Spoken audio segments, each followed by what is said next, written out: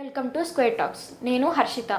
ఈ మధ్యకాలంలో కృష్ణా డిస్టిక్లో గుడ్లవల్లేరు కాలేజ్లో గర్ల్స్ హాస్టల్లో హిడెన్ కెమెరాలు ఉండటం అందరినీ భయానికి గురి చేసింది. అయితే పోలీసులు మాత్రం హిడెన్ కెమెరాలు ఇప్పటివరకు ఏమీ దొరకలేదని ఇన్వెస్టిగేషన్ జరుపుతున్నామని చెప్పుకొచ్చారు.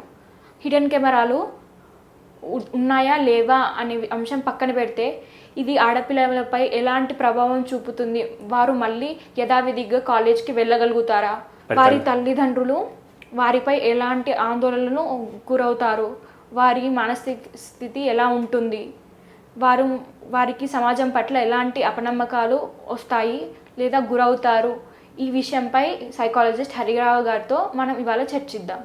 సార్, ఇలాంటి సంఘటనలు జరగడం వల్ల ఆడపిల్లల జీవితాలపై ఎలాంటి ప్రభావం జరుగుతుంది, వాళ్ళు ఫ్యూచర్లో ఎవరైనా నమ్మకాలు ఎవరైనా మనిషినైనా ఎలాంటి కాలేజీలైనా వెళ్ళడానికి ఇష్టపడతారా లేదా ధైర్యం చేయగలుగుతారా? రైట్. ఇక్కడ మనకి గుడ్లవల్లేరు కాలేజ్, ఇంజనీరింగ్ కాలేజ్లో పేరేదో ఉంది, పేరు మనకు అనవసరం. అక్కడ హిడెన్ కెమెరాల్లో దాదాపుగా బాత్రూంలో ఆడపిల్లల యొక్క వీడియోలు తీసి వాటిని సర్క్యులేట్ చేస్తున్నారు, వాటిని అమ్ముతున్నారు. ఇటువంటి ఇష్యూ ఒకటి బయటకు వచ్చి సడన్లీ ఆ కాలేజీలో అర్ధరాత్రి ఆడపిల్లలందరూ ధర్నా చేసి మాకు న్యాయం జరగాలని ధర్నా చేస్తే అది పబ్లిక్ అయింది. సో మీడియా ద్వారానే మనకు తెలిసింది. మీడియాకి ఎప్పుడు సెన్సేషన్ కావాలి కాబట్టి సహజంగా అటు ఇటు రెండు వైపులా సెన్సేషన్ చేస్తూ వాళ్ళు చూపిస్తూ ఉంటారు. అది కొంత మెయిన్ స్ట్రీమ్ మీడియా అండ్ కొంతేమో యూట్యూబ్ ఛానల్స్, ఆ తర్వాత ఫేస్బుక్ లాంటి సోషల్ మీడియాల్లో అది బాగా సర్క్యులేట్ అయింది. ఏం సర్క్యులేట్ అయింది? న్యూస్ సర్క్యులేట్ అయింది. న్యూస్ ఏంటి అంటే ఒక అబ్బాయి ఒక అమ్మాయి ఇద్దరు ప్రేమించుకున్నారు.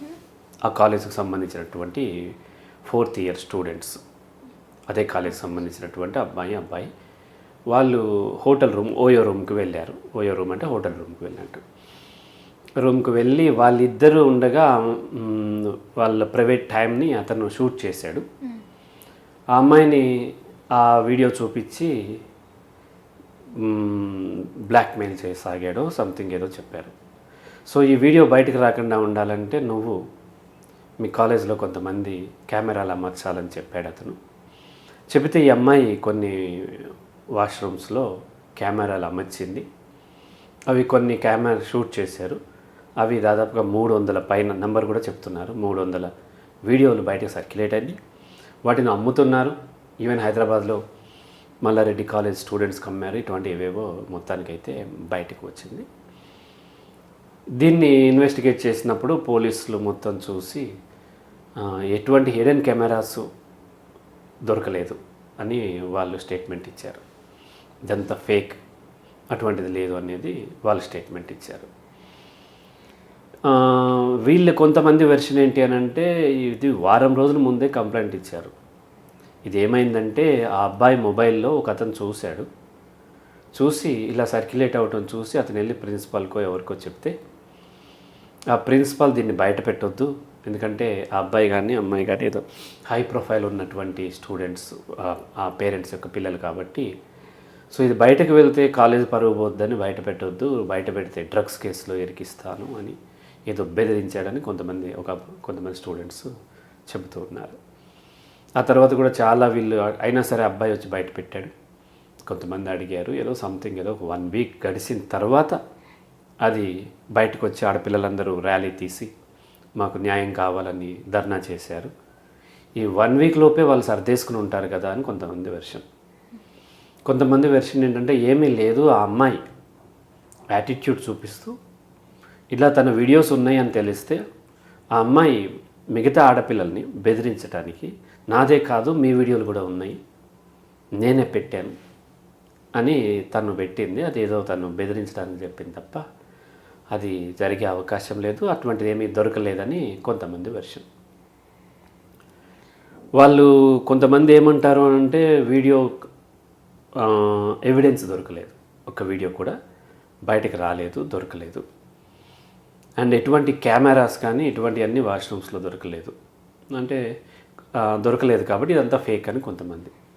ఇలా ఫేక్ని ప్రచారం చేయటం వల్ల పిల్లల్లో ఆందోళన పెరుగుద్దని కొంతమంది దాన్ని ఆ విధంగా చెప్తుంటే, కొంతమంది ఉండి కూడా లేదంటే చాలా ప్రమాదకరం కదా, ఆడపిల్లల జీవితం అంత మీరు వాళ్ళు హై ప్రొఫైల్ అని చెప్పి మీరు తొక్కేయడం కోసం కాలేజ్ పరుగు పోతానో ఇంకోటనో మీరు అట్లా చేస్తున్నారని కొంతమంది ఇక వాళ్ళని యూట్యూబ్లో రకరకాల ఛానల్స్లో కూర్చోబెట్టి చర్చలు చేస్తాం, ఈ ఎక్స్పర్ట్స్ అందరూ చేయడం. సో ఇట్లా చేస్తున్నారు. ఇది ఖచ్చితంగా సెన్సిటివ్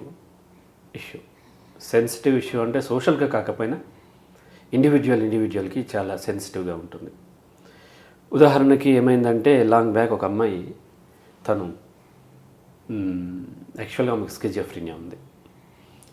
ఆ అమ్మాయి ఏం చెప్పింది అంటే, నా న్యూడ్ వీడియో నెట్లో సర్క్యులేట్ అవుతుంది సార్, నాకు ఏ సంబంధం వచ్చినా ఆ సంబంధం వచ్చిన వాళ్ళకి ఆ వీడియో వెళ్ళిపోవటం వల్ల సంబంధం చెడిపోతుంది అని చెప్తుంది. నువ్వు ఎవరితోన్నా న్యూడ్గా చాట్ చేసావా, వీడియో చాట్ కానీ ఏమన్నా చేసావా అని అడిగాను. లేదు సార్ నేను ఎవరితో చేయలేదండి. పోనీ నువ్వు ఎవరన్నా తీసి ఎవరికన్నా పంపావా? లేదు. మరి ఎవరు తీశారంటే ఏమో తెలియదు, కానీ వీడియో ఉంది అంటుంది. ఇప్పుడు ఆమెకి ఇదంతా నీ భ్రమ అని కొట్టిపడేయాలా, లేకపోతే సీరియస్ తీసుకోవాలా అంటే ఇది చాలా సెన్సిటివ్. నిజంగా అమ్మాయి వీడియో ఉంటే అలా నెగ్లెక్ట్ చేస్తే తన జీవితం ప్రాబ్లంలో పడుతుంది కదా ఎవరైనా తీసుంటే. కాబట్టి ఇంకా చాలా ఇన్వెస్టిగేట్ చేసిన తర్వాత, మరిన్ని విషయాలు చర్చించిన తర్వాత, 1-2 సెషన్ల తర్వాత అట్రిబ్యూట్ చేస్తే ఆమె చెప్పే దాంట్లో ఎక్కడో లాజిక్ మిస్ అవుతుంది. కాబట్టి ఇది స్కిజోఫ్రెనియా అనేది అర్థం చేసుకుని డాక్టర్ దగ్గర పంపించడం. ఇలా దాన్ని మనం బ్లడ్ టెస్ట్ చేస్తాం, ఇంకోటి టెస్ట్ చేస్తాం, మనం టెస్ట్ చేయలేము. ఓన్లీ లాజిక్ని అర్థం చేసుకుని చేయగలుగుతాం.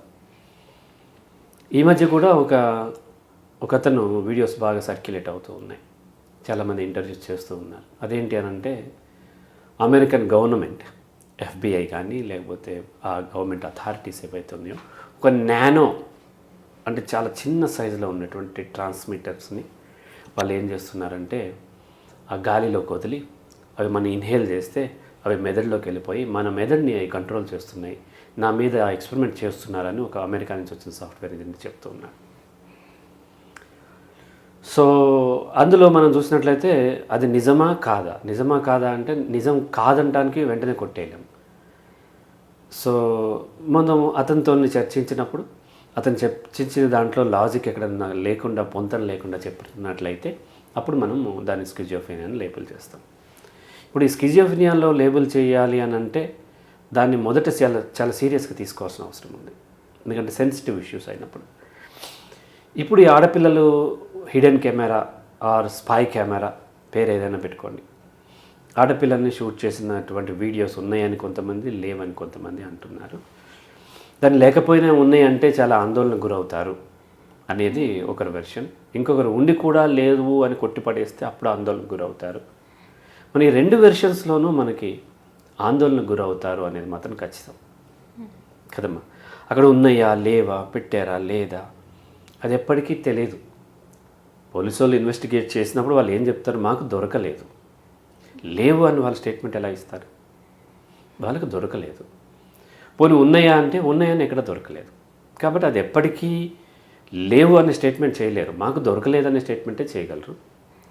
పోనీ ఉన్నా పోలీసులు బయట పెడతారా లేదా అనేది తర్వాత విషయం. ఎనీహావ్ పోలీసులు చెప్పింది ప్రజలు నమ్ముతారా, అది కూడా నమ్మొచ్చు, నమ్మకపోవచ్చు. అదర్ వెర్షన్ కూడా ఉంటుంది డెఫినెట్లీ.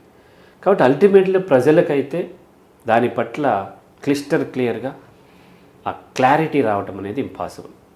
డైలమా ఉంటుంది, లేకపోతే కన్ఫ్యూజన్ అయితే ఉంటుంది. ఇట్లాంటి కన్ఫ్యూజన్ ఉన్నప్పుడు సహజంగా ఆ పిల్లల్లో, అదే కాలేజీలో చదువుతున్న పిల్లలు కానీ, లేదంటే ఆ వయసు ఉన్న పిల్లలు కానీ, ఆ వయసు పిల్లల్ని చదివిస్తున్న తల్లిదండ్రుల్లో కానీ ఆందోళన ఉంటుందా అంటే ఖచ్చితంగా ఆందోళన ఉంటుంది. ఎందుకంటే మనుషులకి ప్రైవసీ చాలా అవసరం, దాంట్లో ఆడపిల్లలకి చాలా అవసరం. ఈ టెక్నాలజీ పెరిగిపోయిన తర్వాత విచ్చలవిడిగా ఫోన్లు వాడటము, విచ్చలవిడిగా కెమెరాలు వాడటము, సీసీ కెమెరాలు, లేకపోతే స్పై కెమెరాలు, లేకపోతే హిడెన్ కెమెరాలు, చిన్న సీక్రెట్ కెమెరాలు, చిన్న బటన్లో పెట్టేయటం, ఇటువంటి లీక్ అవటం, ఇటువంటివి చాలా చూస్తున్నాం. ఇంతకుముందు కూడా వేరే దగ్గర కూడా చూసాము. షాపింగ్ మాల్స్లో పెడుతున్నారని, హోటల్స్లో పెడుతున్నారని, ఓయో రూముల్లో పెట్టి వీళ్ళని ఆ సిబ్బంది బ్లాక్మెయిల్ చేస్తున్నారని, ఇటువంటి అనేక రకాలైన న్యూస్ విన్నటువంటి మనసులకి ఇది ఉందో లేదో కన్ఫర్మ్ కానప్పుడు ఖచ్చితంగా ఒక విధమైన ఆందోళన ఉంటుంది. ఉందేమో వాళ్ళు చెప్తుంది అబద్ధమేమో అనే భయం ఉంటుంది వాళ్ళకి. ఎందుకంటే ఇది చాలా సున్నితమైంది.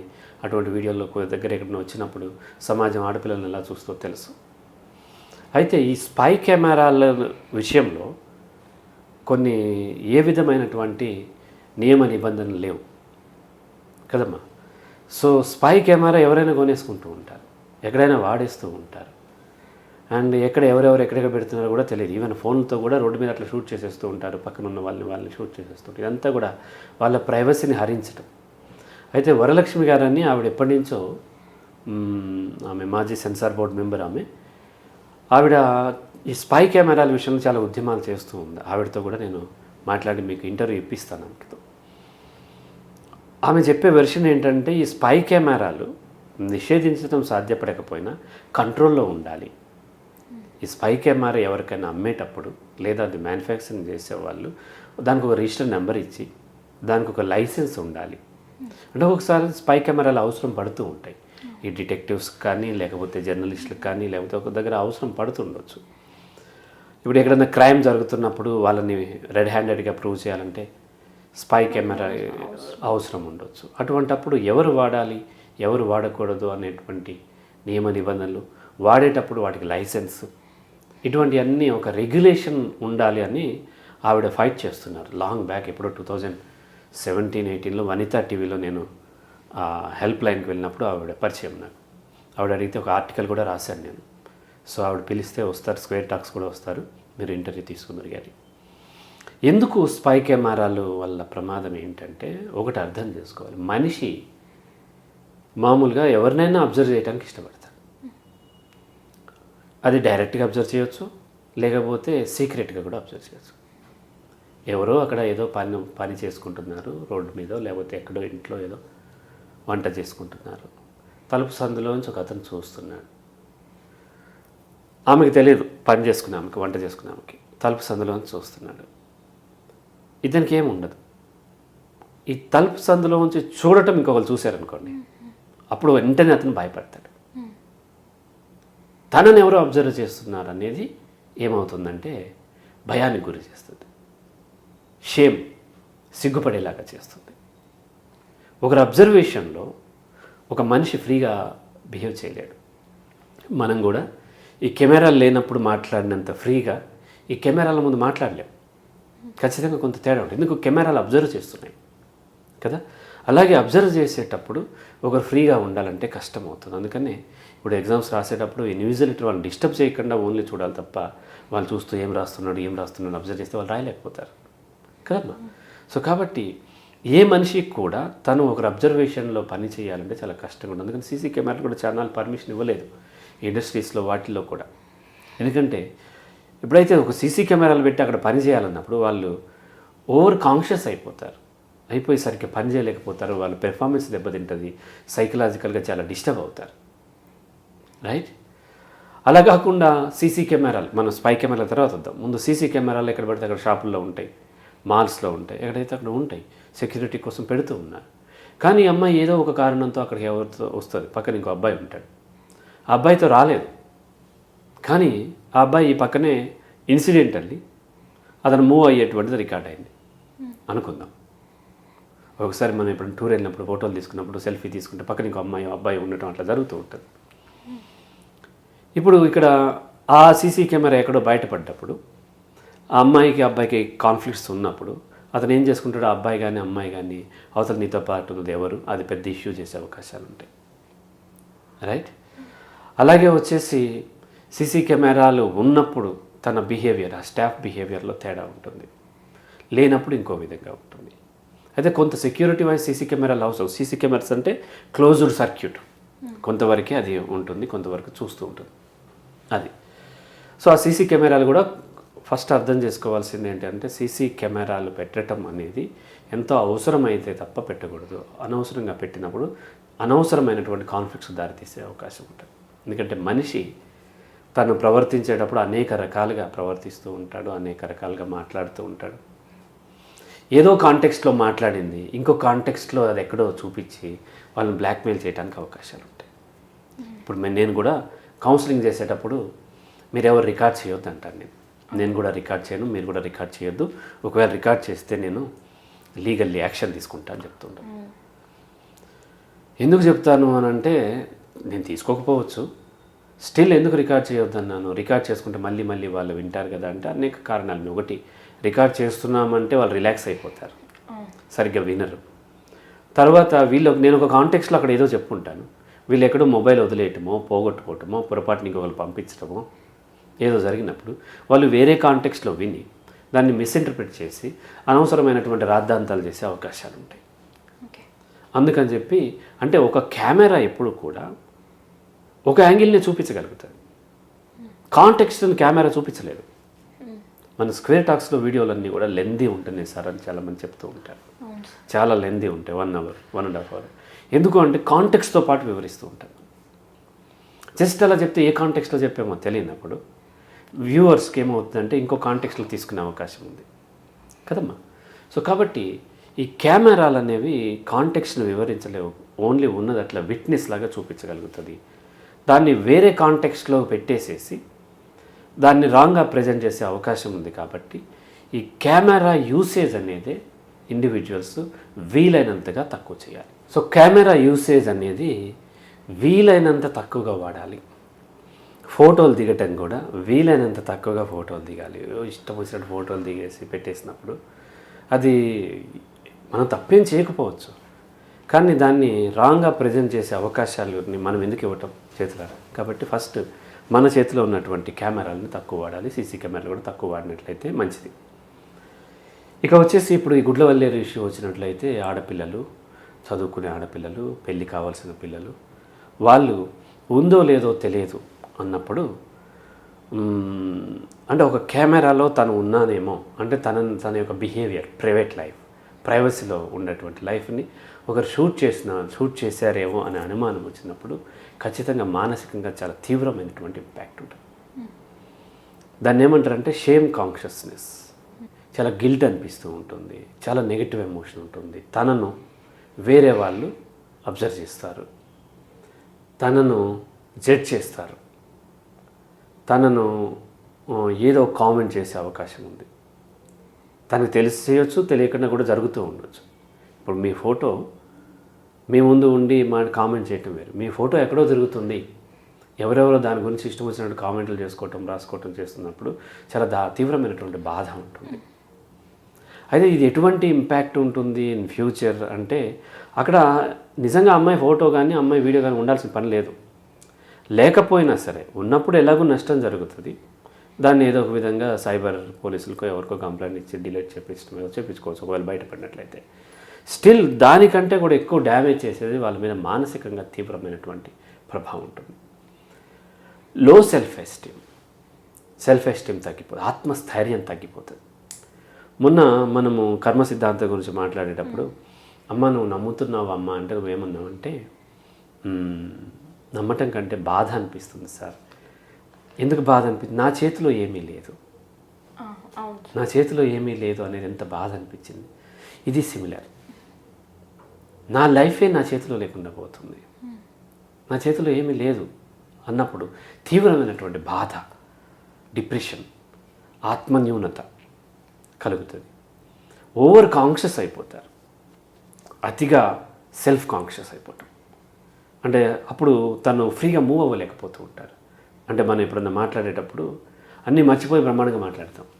అట్లా కాకుండా బాగా విపరీతంగా మనం చెక్ చేసుకోవాలన్నప్పుడు ఏమవుతుందంటే తను ఓవర్ కాన్షియస్ అయినప్పుడు పెర్ఫార్మెన్స్ మీద దెబ్బతీస్తుంది, స్ట్రెస్ లెవెల్ పెరిగిపోతాయి.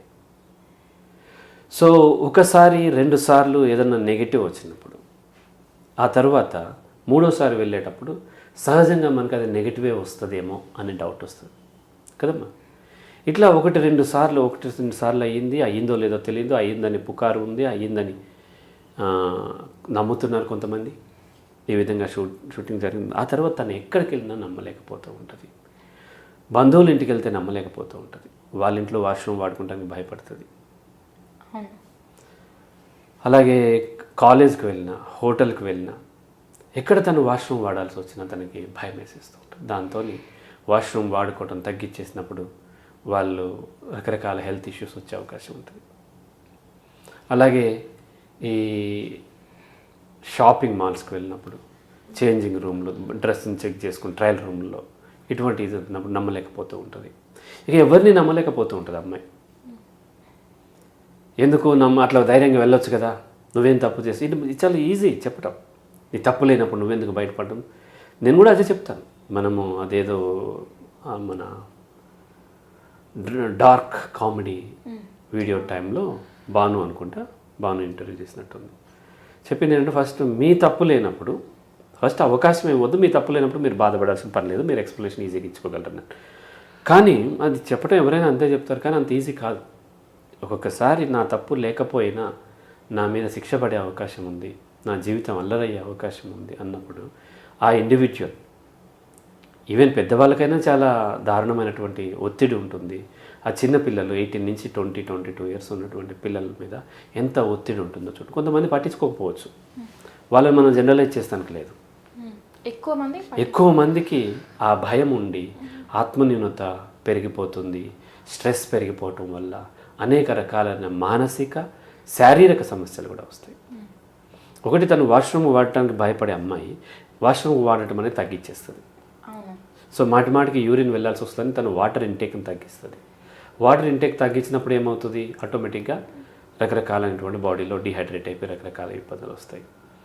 అలాగే తను అక్కడే మళ్ళీ ఇంటికి వెళ్ళేదాకా తను బయట వాష్రూమ్ వాడినప్పుడు అలాగే బ్లాడర్ ఫుల్ అయిపోయి ఉండటము, అట్లా హోల్డ్ చేసుకుని ఉంచుకోవటం వల్ల అనేక సమస్యలు వస్తూ ఉంటాయి. ఇలా అనేక రకాలైనటువంటి శారీరకమైన ఇబ్బందులు, అంతేకాకుండా ఒత్తిడి వలన కూడా చాలా శారీరకమైన ఇబ్బందులు వస్తాయి. అది తెలిసిన తర్వాత తనకు లాజికల్లీ లేదు అని కన్ఫామ్ అయ్యేదాకా తన యొక్క శరీరంలో రిలీజ్ అయ్యేటువంటి ఆ భయం వలన రిలీజ్ అయ్యే కెమికల్స్ ఆమె శరీరంలో రకరకాల ఇబ్బందులు కల్పిస్తూ ఉంటాయి.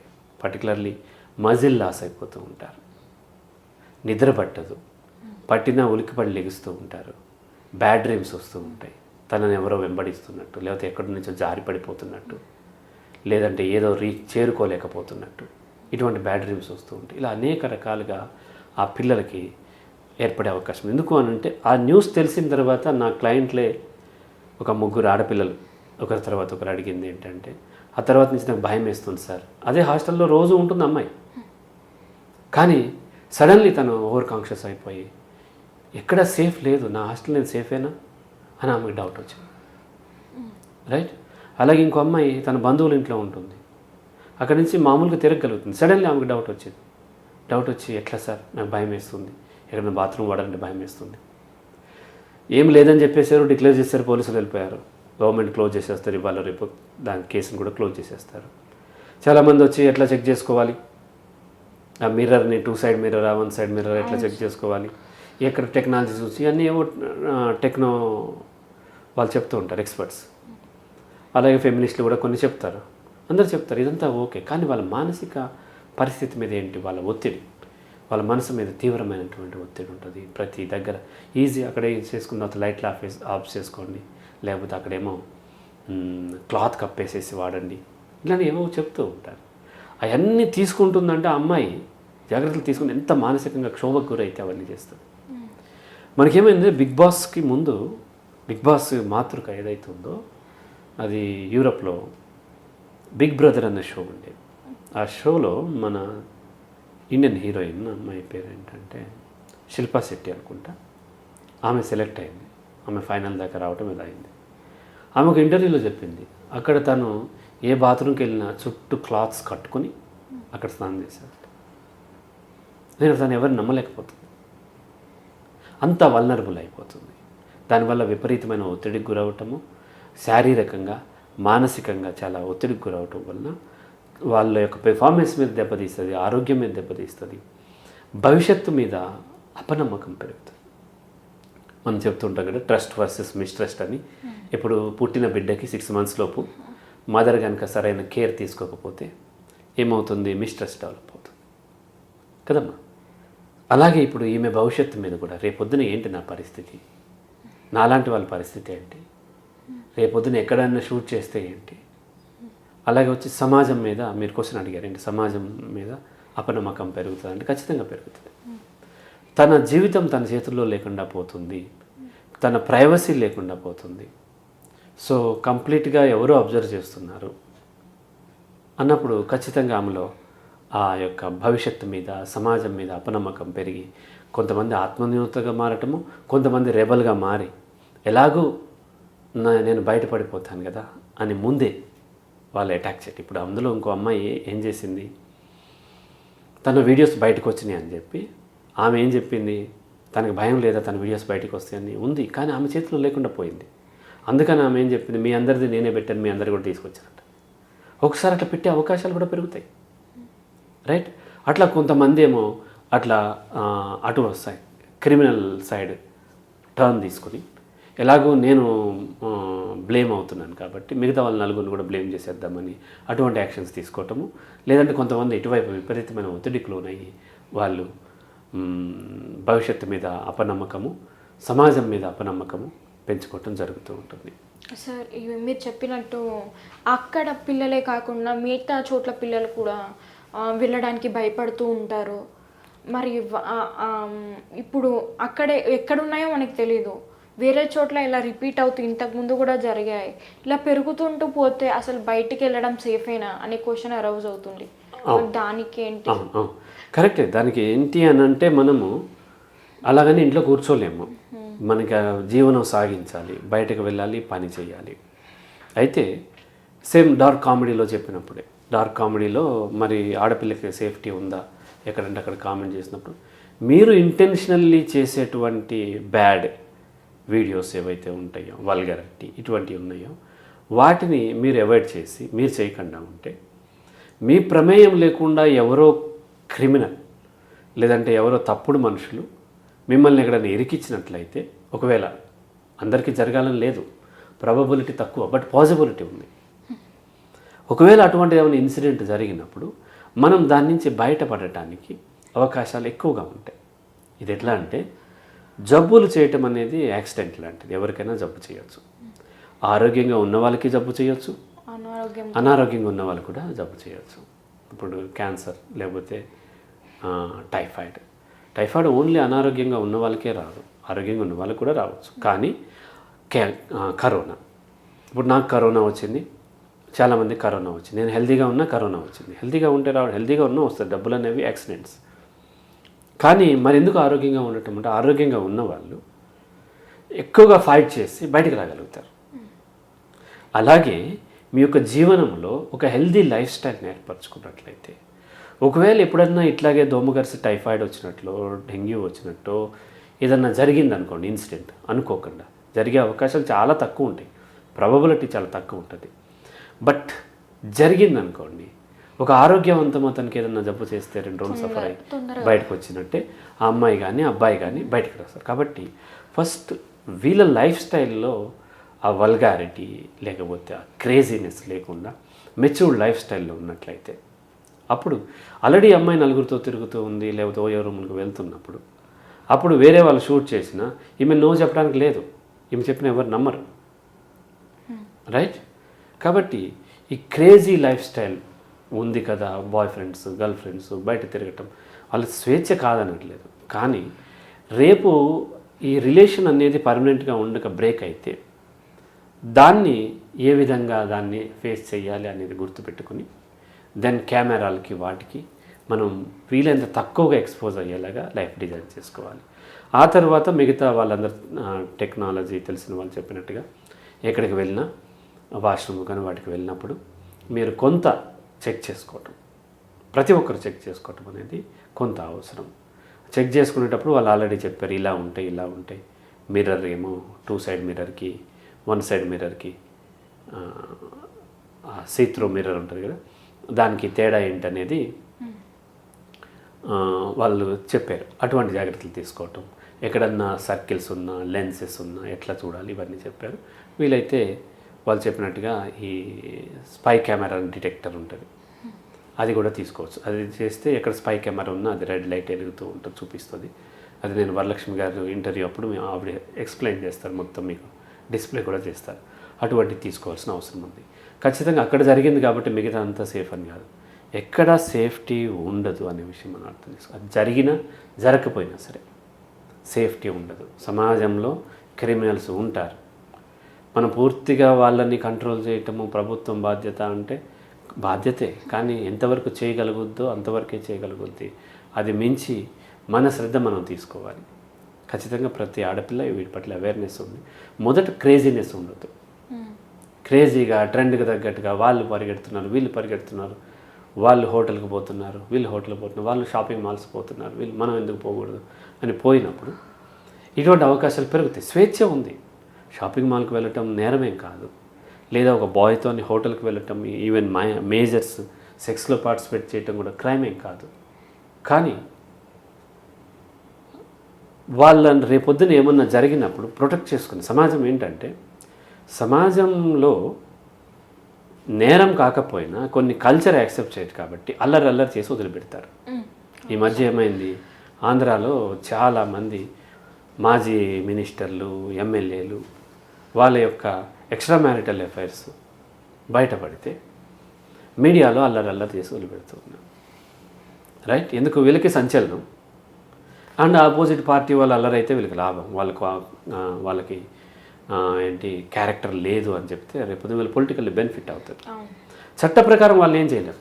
బికాజ్ వాళ్ళిద్దరు మేజర్స్, వాళ్ళ ఇష్టమని ఏమన్నా చేస్తే వాళ్ళ పార్ట్నర్స్ వాళ్ళ మీద కేసులు పెట్టాలి. ఎందుకంటే అంతకుముందు గవర్నమెంట్ ఒకరినేమో 3 పెళ్ళిళ్ళు చేసుకున్నాం అనేసరికి అది చట్టబద్ధమైన పెళ్ళిళ్ళే అయినప్పటికీ అది బేస్ చేసుకుని చేసినప్పుడు ఆపోజిట్ వీళ్ళు ఏం చేస్తున్నారంటే, ఈ గవర్నమెంట్ ఆపోజిట్ పార్టీలో ఉన్నటువంటి ఎక్స్ట్రా మ్యారిటల్ అఫైర్స్ ఏవైతే ఉన్నాయో వాటిని తీసి ఏం చేస్తున్నారు, కేసు పెట్టట్లేదు. చూడండి, అల్లరి చేస్తున్నారు. 2 రకాలుగా లాభం. ఒకటి వాళ్ళు అల్లరి అవుతారు, రెండోది మీడియాకి సెన్సేషన్ రావడం వల్ల వ్యూవర్షిప్ పెరుగుతుంది. మూడో లాభం కూడా ఉంది. ఏంటి అని అంటే, మెయిన్ న్యూస్ నుంచి మీడియా డైవర్ట్ చేయొచ్చు, జనాల యొక్క వ్యూని డైవర్ట్ చేయొచ్చు, వాళ్ళ లూప్ హోల్స్ని తగ్గించవచ్చు అనమాట. ఇలా అనేక రకాలుగా ఉపయోగపడుతుంది. కాబట్టి ఎప్పుడైనా ఇటువంటి దొరికినప్పుడు వాళ్ళు వదిలిపెట్టారు. అలాగే ఆడపిల్లలైనా మగపిల్లలైనా ఈ స్పై కెమెరాలు వీటిల్లో ఏదైనా దొరికినప్పుడు మీడియాలు, యూట్యూబ్ ఛానల్స్, ఈవెన్ మనం అప్పుడప్పుడు చూస్తుంటాం కదా ఆడియో రికార్డింగ్లో కూడా.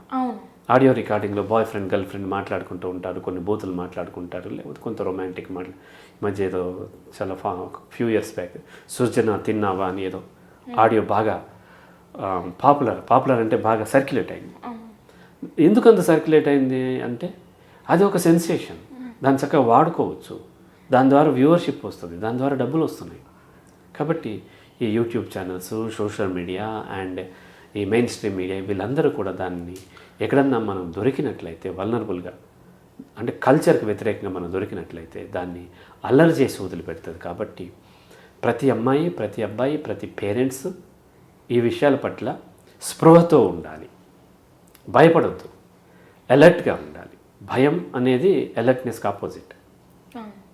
రైట్? భయపడినప్పుడు మనం ఏం చేస్తాం మనకి అర్థం కాదు. కాబట్టి భయపడవద్దు, కానీ మనకు ఒక స్పృహ ఉండాలి. ఇటువంటి సమాజంలో ఉన్నాం అనేటువంటి స్పృహ ఉన్నట్లయితే మనము ఎక్కడ ఇరుక్కోకుండా ఉండే అవకాశాలు ఉంటాయి. రైటమ్మా? మరి తల్లిదండ్రులు వీళ్ళు ఎక్కువ ఒత్తిడి పెట్టే ఇలాంటివి జరిగినప్పుడు ఆడపిల్లల మీద పంపించకుండా, లేకపోతే వెనక్కి రప్పించే అవకాశాలు కానీ ఆ కాలేజ్లో కానీ మిగతా కాలేజ్లో కానీ హాస్టల్ వెళ్ళికి ఆందోళన చెందడం, దూరంగా ఉన్న ఉద్యోగాలు చేసే వాళ్ళు కూడా తల్లిదండ్రులు ఆందోళన పెరిగి ఇలాంటి వాళ్ళలో పెరిగి ఒకవేళ పిల్లలకు లేకున్నా కూడా వాళ్ళ మీద పెట్టడం వల్ల మానసిక ఒత్తిడి అనేది పెరుగుతూ ఉంటుంది కదా పిల్లల్లో.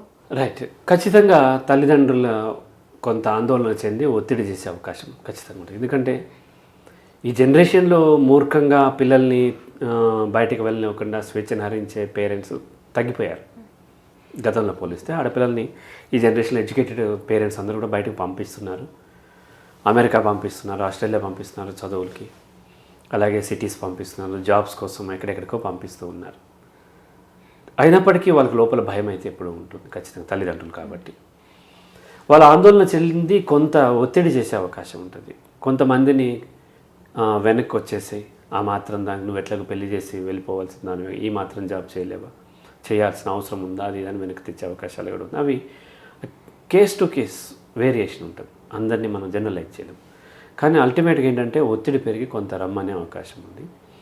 అయితే మరి ఆ పిల్లలు ఏం చేయాలి అంటే ఖచ్చితంగా పేరెంట్స్తో వాళ్ళ పేరెంట్స్ యొక్క ఆందోళన అర్థం చేసుకుని వాళ్ళకి కొంత నమ్మకం కలిగేలాగా సెక్యూరిటీ కల్పించాలి. నాకు తెలుసు ఈ టెక్నాలజీ ఉంది, దీని పట్ల నేను శ్రద్ధతో ఉంటున్నాను, అనవసరంగా నేను అన్ని ప్లేసెస్కి వెళ్ళటం లేదు, నా జాబ్ వరకు, నా అవసరాల వరకు, లేకపోతే నా ఫ్రెండ్స్ ఎంతమంది ఉన్నారో వాళ్ళ పట్ల వాళ్ళ ఎక్కడైతే ట్రస్ట్ ఉంటుందో అక్కడ వరకే వెళ్తున్నాను అనే విషయాన్ని వాళ్ళకి తెలియజేయాలి, అప్డేట్స్ ఇస్తూ ఉండాలి.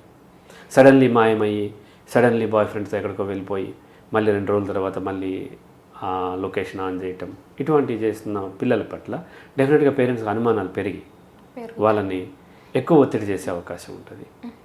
అలాగే వచ్చేసి చేసుకోబోయే కొంతమంది పెళ్ళిళ్ళు కుదురుతాయి, చేసుకోబోయే వాళ్ళు ఏమనుకుంటారు, ఇటువంటి ఏమన్నా వస్తే లేకపోతే ఇట్లా ఉంటే అని కూడా వాళ్ళు అవతల ఉన్న ఫ్యామిలీ ఫ్రీడమ్ లేదనుకోండి, వాళ్ళు బాగా మూర్ఖంగా ఉంటున్నారు అనుకోండి, అప్పుడు కూడా పేరెంట్స్ ఈ ఆడపిల్లల మీద ఒత్తిడి పెట్టే అవకాశం ఉంటుంది. కాబట్టి ఇది సహజము, ఉంటుంది, ఉండదు అంటానికి లేదు, ఉండకూడదు అంటానికి లేదు, ఉండాలి అంటానికి కూడా లేదు. ఉన్నట్లయితే ఆ ఆడపిల్లలు కాస్త పేరెంట్స్కి నమ్మకం కలిగించేలాగా బిహేవ్ చేసినట్లయితే వాళ్ళ యొక్క ఆందోళన కొంత తగ్గుతుంది. రైటమ్మా. ఇంకోటి సార్, సమాజంలో ఇప్పుడు వీడియోలు ఉన్నాయో లేదో తెలియదు పిల్లలకి, ఆడపిల్లలకి సమాజం వాళ్ళని చిన్న చూపు చూస్తుంది, లేకపోతే వ్యతిరేకంగా చూస్తుంది, వీళ్ళు వేరే అని, అలా వాళ్ళు అధిగమించాలంటే ఖచ్చితంగా ఇది చాలా ఇంపార్టెంట్. ఆడపిల్లలకి ఉందో లేదో తెలియదు, ఉన్నదన్న భయంతో గజగజ వణికిపోతూ ఉంటారు, నిద్ర పట్టదు, వాళ్ళ శరీరంలో రకరకాలైనటువంటి కెమికల్స్ రిలీజ్ అవుతాయి, ఒత్తిడికి లోనవుతూ ఉంటారు. ఇటువంటి వాళ్ళు ఖచ్చితంగా anxiety disorders, depression and sometimes ట్రోమా, PTSD ఇటువంటి వాటికి లోన్ అయ్యేటువంటి అవకాశాలు ఉంటాయి. హార్ట్ బీట్ రేట్ పెరిగిపోవటం, సడన్లీ నిద్ర పట్టకపోవటం, జాబ్స్లో సరిగ్గా పెర్ఫామ్ చేయలేకపోవటం, కొంతమందికి ప్యానిక్స్ కూడా వచ్చే అవకాశం ఉంటుంది. ఏమి లేకపోవచ్చు, లేకపోయినా ప్యానిక్స్ వస్తాయి. ఇక్కడ మళ్ళీ కేసులు ఒకదానికి వేరియేషన్ ఉంటుంది. ఒకటి, ఆల్రెడీ ఆ అమ్మాయి ఒక రాంగ్ బిహేవియర్ చేసి వచ్చిన తర్వాత డౌట్ వచ్చి ప్యానిక్ అవటం. అయితే ఇక్కడ ఏం చేస్తున్నా, ప్యానిక్ అయిపోతుంటే వెంటనే వాళ్ళని జడ్జ్ చేసేస్తూ ఉంటారు. నువ్వు ఎందుకు ప్యానిక్ అవుతున్నావు, నువ్వేదో చేసే ఉంటావు. ఇటీవల ఒక క్లయింట్ బెంగళూరు నుంచి, అతను సాఫ్ట్వేర్ ఇంజనీర్, అతను ప్యానిక్ అటాక్స్ వస్తున్నాయి, తనకి సూసైడల్ OCD ఉంది, తను సూసైడ్ చేసుకుంటానేమని భయం. ఈ విషయాన్ని ఎవరితో పంచుకోలేక ఎవరో ఎడ్యుకేటెడ్ అమెరికాలో ఉన్నటువంటి తన బంధువుల పెద్ద ఆయనకి షేర్ చేసుకున్నాడు. ఆయన అంటాడు, నువ్వేదో చేసావు అందుకనే సూసైడల్ థాట్స్ వస్తున్నాయి నీకు, నువ్వు బెట్టింగ్ ఎక్కడో డబ్బులు పోగొట్టుంటావు, లేకపోతే ఎవరితో రిలేషన్లో దొరికిపోయి ఉంటావు, ఏదో మొత్తానికైతే ఇతన్ని బ్లేమ్ చేస్తూ జడ్జ్ చేస్తూ చెప్తున్నాడు. యాక్చువల్గా ఇతనికి సూసైడ్ చేసుకోవాలని రావట్లేదు, చేసుకుంటానని భయం వస్తుంది, అది సూసైడల్ OCD. సో తెలియకపోవటం వల్ల జడ్జ్ చేసేస్తూ ఉంటారు. అంటే ఒకరు భయపడటాన్ని బట్టి వాళ్ళు తప్పు చేశారు అని మన సమాజం లేబుల్ చేసేస్తూ ఉంటుంది. అలా ఉండదు. కొంతమంది ఏ తప్పు చేయకుండా తప్పు చేసిన వాళ్ళకంటే కూడా విపరీతంగా భయపడవచ్చు. అందుకనే మనం అదేంటి ఆ లై డిటెక్టర్లు, ఆ టెస్ట్లన్నీ కోర్టులో నిలబడవు. అది కేవలం ఇన్వెస్టిగేషన్ వరకే తప్ప లైట్ డిటెక్టర్లో చెప్పాడండి, ఇది తీసుకెళ్ళి కోర్టుకి ఇచ్చి దాన్ని ఆధారంగా శిక్షించమంటే కోర్టు శిక్షించదు. ఎందుకంటే ఒకరు యాంగ్జైటీతో ఎక్కువ చెప్పేయచ్చు, ఒకరు చాలా కాన్ఫిడెంట్గా ఉండి తను తప్పు చేసి కూడా చెప్పలేదు అనొచ్చు. పూర్వపు రోజుల్లో మా తాతయ్య గారు వాళ్ళు ఉన్నప్పుడు విలేజెస్లో ఎక్కడన్నా దొంగతనం జరిగితే కొంతమంది మీద దొంగలని అనుమానం ఉన్న వాళ్ళందరినీ పిలిచేవాళ్ళు. పిలిచి వాళ్ళని నిలబెట్టి అడుగుతూ ఒకడెళ్ళి వాడి గుండె మీద చెవు పెట్టి వింటూ ఉండాలి ఆడ హార్ట్ బీట్ రేట్. దాంట్లో ఎవరిదైతే ఎక్కువ కొట్టుకుంటుందో వాడిని తీసుకొచ్చి వాడిని మోర్ ఇన్వెస్టిగేట్ చేసి ఒకసారి లేబుల్ కూడా చేసేస్తారు. ఇక్కడ వాళ్ళు ఎడ్యుకేటెడ్ కాదు కదా, అలా చేశారు. అయితే కొంతమంది ఏ తప్పు చేయకపోయినా ఆ సిచ్యువేషన్కే భయం వేసి గుండె కొట్టుకోవచ్చు. నాకు చిన్నప్పుడు పోలీసులు అంటే చాలా భయం. దాని అర్థం నేను దొంగతనం చేశానని కాదు, దొంగతనం చేసిన వాళ్ళు కూడా పోలీసుల పక్కన చక్కగా మూవ్ అవ్వచ్చు. కాబట్టి సమాజం వీళ్ళ యొక్క యాంగ్జైటీని బట్టి, వీళ్ళ ట్రోమాని బట్టి, ప్యానిక్ అటాక్స్ని బట్టి, దీన్ని బట్టి సమాజం వీళ్ళు తప్పు చేశారేమో అందుకే వణికిపోతుంది, అందుకే భయపడుతుంది అనేటువంటి అవకాశాలు ఉంటాయి. కాబట్టి అలా జడ్జ్ చేయకుండా, ఒకవేళ వాళ్ళు తప్పు చేసి భయపడుతున్నా, చేయకుండా జరుగుతుందేమో, లేకపోతే నాకు తెలియకుండా నన్ను ఎవరిని ఇరికిస్తారేమో అని భయపడుతున్నా ఇదేదైతే ఉందో వీళ్ళని ప్రాపర్ కౌన్సిలింగ్ ఇప్పించే బయటకు తీసుకురాగలం. అంతే తప్ప వాళ్ళని జడ్జ్ చేసి ఏం కాదులే పో, నేను ఉన్నాను కదా, నువ్వు వెళ్ళు, ఏం కాదులే అయినప్పుడు చూసుకుందాంలే, ఇట్లాంటి మామూలు జనరలైజ్డ్గా వాళ్ళని జడ్జ్ చేసి చెప్పినప్పుడు ఏమవుతుందంటే వాళ్ళ భయం తగ్గకపోగా మరింత ఆ లూప్లోకి ఇరుక్కునే అవకాశం ఉంది. కాబట్టి ఆ టైంలో అవసరమైనటువంటి కౌన్సిలింగ్ ఇప్పించాలి. కొంత టైం పడుతుంది దానికి.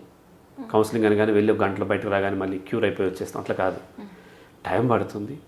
ఒక్కొక్కసారి వాళ్ళు విపరీతంగా అది ఎక్కువైపోయినప్పుడు, సో ప్యానిక్ అటాక్స్ లాంటివి వస్తున్నప్పుడు ఖచ్చితంగా కొంత మెడికేషన్ కూడా అవసరం ఉంటుంది.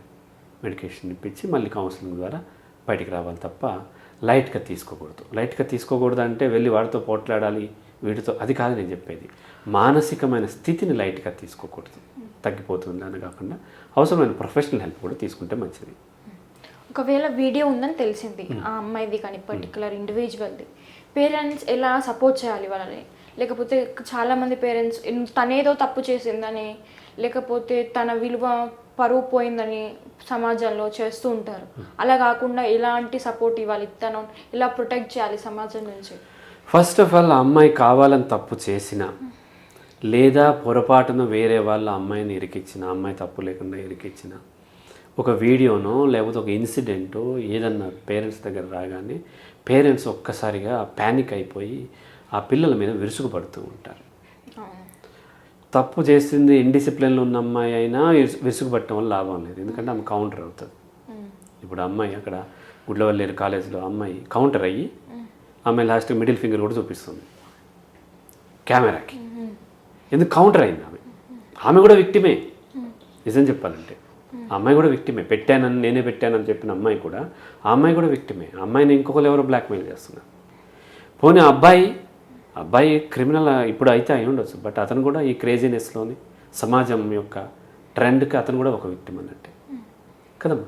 సో కాబట్టి ఈ తప్పు చేసిన వాళ్ళని కూడా విపరీతంగా పేరెంట్స్ అటాక్ చేయటం వలన ఆ పిల్లలు కౌంటర్ అయ్యే అవకాశం ఉంది. తప్పు చేయని వాళ్ళు మరింత కుంగిపోయి ఒకసారి సూసైడ్లు చేసుకునే అవకాశాలు ఉంటాయి, డిప్రెషన్కి వెళ్ళిపోయే అవకాశాలు ఉంటాయి. కాబట్టి ఫస్ట్ ఏ ఇన్సిడెంట్ జరిగినా అది ఇదే కాదు, ఏ ఇన్సిడెంట్ లైఫ్లో ఒక నెగిటివ్ ఇన్సిడెంట్ జరిగినా, అది ఎగ్జామ్ ఫెయిల్ అవటం దగ్గర నుంచి, లేకపోతే ఇటువంటి ఇష్యూస్ దగ్గర నుంచి, లేకపోతే భర్త డైవోర్స్ ఇస్తున్నాడు దగ్గర నుంచి, జాబ్ పోయిందన్న దగ్గర నుంచి, ఏది ఇన్సిడెంట్ జరిగినా ఫస్ట్ పేరెంట్స్ ప్యానిక్ అవ్వకూడదు. ఎందుకంటే జరిగిన దాన్ని నిందించుకుంటూ ఉండటం వల్ల ఉపయోగం లేదు. సొల్యూషన్ ఏంటి అనేది ఆలోచించాలి. ప్యానిక్ అయితే సొల్యూషన్ దొరకదు, రైట్? వాళ్ళు తప్పు చేశారా ఒప్పు చేశారా సెకండరీ. ఫస్ట్ ఆఫ్ ఆల్ వాళ్ళు మన పిల్లలు, లేదా ఈ సమాజానికి సంబంధించినటువంటి మన కో హ్యూమన్ బీయింగ్స్. మన పిల్లలు కాకపోయినా కనీసం కో హ్యూమన్ బీయింగ్స్. వాళ్ళు ప్యానిక్ అయ్యి వాళ్ళని భయపెట్టి మనం భయపడి వాళ్ళ యొక్క జీవితాన్ని ట్రబుల్లో పడేయకుండా ఫస్ట్ ప్యానిక్ అవ్వకుండా స్టేబుల్గా ఉండి సొల్యూషన్ ఏంటి అన్న దాంట్లో చూడాలి. సొల్యూషన్ అంటే ఏంటి అన్నప్పుడు ఖచ్చితంగా ఇటువంటి సెన్సిటివ్ ఇష్యూస్ ఉన్నప్పుడు అల్లరి చేసుకోకుండా పోలీసులను అప్రోచ్ అవ్వాలి. ఈ సైబర్ పోలీసులు ఉంటారు కదా, వాళ్ళని అప్రోచ్ అయినట్లు. లేదంటే ఆడపిల్లలది అయితే కొన్ని మహిళకు సంబంధించినటువంటి కొన్ని షీ టీమ్ లాంటివి ఉంటాయి, ఒక్కొక్క రాష్ట్రంలో ఒక్కొక్కలాగా ఉంటాయి ఆ అథారిటీస్. అయితే ఒకసారి అథారిటీస్ కూడా రియాక్ట్ కావస్తారని చెప్తున్నారు. అటువంటిప్పుడు కొంచెం హై లెవెల్లో వాళ్ళ దగ్గరికి వెళ్ళి కొంచెం లేట్ అయినా దాన్ని వివరించినట్లయితే సహజంగా చేస్తారు. ఎక్కడో ఎవరో పొలిటీషియనో లేకపోతే చాలా హై లెవెల్లో ఉన్నవాడు నేరం చేస్తే వాళ్ళని దాస్తానికి పోలీసు వ్యవస్థ ఇప్పుడన్నా ఇంకా వాళ్ళ మీద ఒత్తిడితో దాయాల్సి వస్తుంది తప్ప ఇన్ జనరల్ పోలీసులకి ఏమి క్రిమినల్స్ని మొత్తం దాయాలని ఏమి ఉండదు. ఖచ్చితంగా విక్టిమ్స్కి హెల్ప్ చేయాలనే పోలీసులు చూస్తారు ఇన్ జనరల్. పోలీస్ స్టేషన్ అనగానే నెగిటివ్ కాదు, పోలీస్ స్టేషన్లో మనకు రక్షణ దొరుకుతుంది, రైట్? పోలీస్ స్టేషన్కి వెళ్ళగానే సినిమాల్లో చూసినట్టుగా రేప్ చేసేస్తారు. మనం నైట్ టైం వెళ్ళాం కదా, ఎప్పుడైనా అవసరం అయితే నైట్ టైం కూడా వెళ్ళొచ్చు అంటాను నేను. అక్కడ ఒక సిస్టమ్ ఉంటుంది, వాళ్ళు ప్రతిదీ రిపోర్ట్ చేయాలి. ఆ తర్వాత వాళ్ళు క్రాస్ చెక్ చేసుకుంటారు, ఎవరు ఎట్లా బిహేవ్ చేశారు, ఏ కేసుని ఎలా డీల్ చేశారు అని మళ్ళీ వాళ్ళు చూస్తారు. అదంతా అకౌంటబిలిటీ ఉంటుంది. కాబట్టి అంతగా మనం భయపడాల్సిన అవసరం. విలేజెస్లో ఏదో ఒక పోలీసు సింగిల్ ఒకరిద్దరు కానిస్టేబుల్ ఉండి అటువంటి వాటిలో అంటే కొంచెం, కానీ సిటీస్లో వాటిలో పెద్ద పోలీస్ స్టేషన్కి వెళ్ళి మనం హయ్యర్ ఆఫీసర్ దగ్గరికి వెళ్ళి ఈ విధంగా నాకు ఫస్ట్ మీరు ఏమి లేకపోయినా వెళ్ళి పోలీస్ స్టేషన్కి ఎప్పుడైనా భయం వేస్తుంది, నాకు భయం వేస్తుంది అంటే వెంటనే వాళ్ళు ప్రొటెక్షన్ ఇస్తారు. అమ్మా మీరు భయపడకుండా మేము ఉన్నాం, ఏంటి సమస్య, ఇవన్నీ చూస్తారు తప్ప నీకేం ఉట్టిగా వచ్చి భయపడకుండా నా దగ్గరికి వచ్చి పో అని చెప్పేసి బయటకు తోసేరు. కాబట్టి మనము అవసరమైనప్పుడు మనం ఖచ్చితంగా పోలీసులు అండ్ వ్యవస్థ యొక్క హెల్ప్ తీసుకోవచ్చు. తీసుకుని దాన్ని వాళ్ళు ఇన్వెస్టిగేట్ చేస్తారు, ఎక్కడున్నా సరే సెర్చ్ చేస్తారు. వాళ్ళకి రకరకాల టూల్స్ ఉంటాయి. గవర్నమెంట్ దగ్గర మనకంటే చాలా అడ్వాన్స్డ్ టూల్స్ ఉంటాయి. వరల్డ్లో ఎక్కడ ఏ సర్వర్లో ఏమున్నా సరే వాళ్ళు వాటిని పసిగడతారు. ఆ సర్వర్ల వాళ్ళకే ఆ ప్రభుత్వం ద్వారా అంటే ఈ డిపార్ట్మెంట్స్ ద్వారా వాళ్ళకి మెసేజ్ పంపించి ఆ యూజర్కి సంబంధం లేకుండానే వీళ్ళు డిలీట్ చేసేస్తారు. రైట్. కాబట్టి ప్రభుత్వము అండ్ పోలీస్ డిపార్ట్మెంట్ వ్యవస్థల యొక్క హెల్ప్ తీసుకున్నట్లయితే మనకి సరైనటువంటి న్యాయం జరుగుతుంది. అట్లా కాకుండా ఎవరో మేనమామ లేకపోతే తెలిసిన వాడు ఉన్నాడు, గూండాలు, ఇటువంటి హెల్ప్ తీసుకుని వాడిని బెదిరించడం, కొట్టడం వల్ల ఉపయోగం ఉండదు. ఆ తర్వాత ముందు ఇది సేవ్ చేసిన తర్వాత అతని మీద కేసు పెట్టడం, ఇవన్నీ చేయొచ్చు. ముందు దాన్ని పబ్లిక్ డొమైన్ నుంచి తీసేసే ప్రయత్నం చేయాలి. రైట్ అమ్మా. జనరల్గా అయితే ఎక్కువ మంది పేరెంట్స్ ఇంట్లో లాక్ చేసి పెట్టడం కానీ వాళ్ళకి పెళ్ళిళ్ళు చేయడం కానీ ఇలాంటివి చేస్తూ ఉంటారు. అవి ఎంత కరెక్ట్ కాదు. అయితే డిపెండ్స్ అన్న వాళ్ళ కండిషన్ని బట్టి ఉంటుంది. ఖచ్చితంగా కరెక్ట్ కాదు. ఆ అమ్మాయికి స్వేచ్ఛ ఉంటుంది. అవసరమైతే పేరెంట్స్ కూడా కాస్త ఎడ్యుకేట్ అవ్వాలి, ఆ పిల్లల్ని ఎడ్యుకేట్ చేయాలి. ఎవరో చేసిన తప్పుకి వీళ్ళని శిక్షించడం అనేది కరెక్ట్ కాదు. సో పెళ్ళిళ్ళు చేయొద్దని అనట్లేదు. వాళ్ళకి ఇష్టమై పెళ్లి చేసుకుంటానంటే పెళ్లి చేయొచ్చు. ఎవరు నేనేం చెప్తానంటే పేరెంట్స్ పిల్లలు పెళ్లి చేయొద్దు. పిల్లలు పెళ్లి చేసుకుంటుంటే పేరెంట్స్ సహకరించండి. దాంట్లో ఏమైనా లోటుపాట్లు ఉంటే వివరించండి. అంతేగాని మేము ఒకటి చూస్తాము, ఒక అబ్బాయిని చూస్తాం, ఒక అమ్మాయిని చూస్తాం, పెళ్లి చేసుకోలేకపోతే ఊరు పోసుకొని చేస్తాము, పెళ్లి చేసుకుంటే ఆస్తి ఇస్తాము లేకపోతే ఇవ్వము, ఇటువంటి బ్లాక్ మెయిలింగ్ ఇదంతా కూడా మంచిది కాదు. సో వాళ్ళు ఎప్పుడైతే చూసుకున్నారో వాళ్ళ యొక్క పార్ట్నర్ని, వాళ్ళు దానికి బాధ్యతగా ఉంటారు. కాబట్టి అలా బలవంతంగా పెళ్ళిళ్ళు చేయటం, లాక్ చేసి పెట్టడము, వాళ్ళకి రీసోర్సెస్ అందనివ్వకుండా చేయటం, ఫైనాన్షియల్ కానీ అదర్ రీసోర్సెస్ అందనివ్వకుండా చేయటం అనేది ఖచ్చితంగా అది ఇన్హ్యూమన్ అవుతుంది.